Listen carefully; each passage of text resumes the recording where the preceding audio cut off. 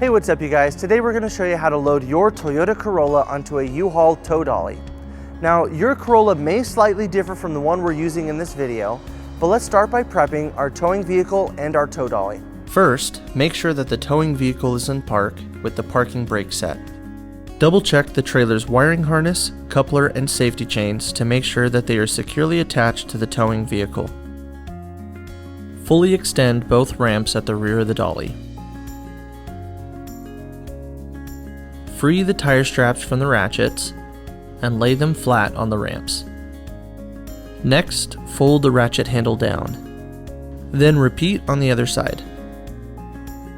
Center the vehicle to be loaded behind the car dolly. While loading the vehicle, drive slowly and have an observer make sure the front of the vehicle does not hit the ramps.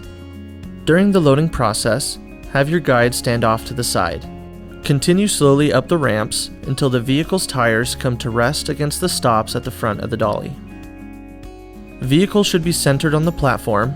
If it is off to one side, you need to offload and reposition. Once loaded, the towed vehicle needs to have the steering wheel locked. Loop the seatbelt through the bottom center of the steering wheel and fasten it. Move the seat back to add more tension. Next, position the straps up and over the front tires, making sure that they are centered over the tire. Move each strap ratchet left or right to align it with the center of the tire.